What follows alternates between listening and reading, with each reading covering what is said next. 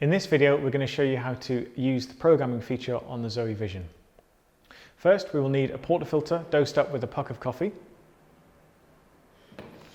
To enter the programming mode, you push and hold the continuous dose button on the machine. Always program from the left-hand group head, as this is the master and will copy over to the middle and the right if you have a 3-group machine. When the light starts flashing, you choose your dose to start, and then when you hit the desired volume, you would press the button again to stop the dose and save to the 2nd group and the 3rd group if you have it. In this video, we're going to show you how to enable and disable the pre-infusion on the Zoe Vision. To enable the pre-infusion, push and hold the first button on group 1 whilst turning the machine onto position 1.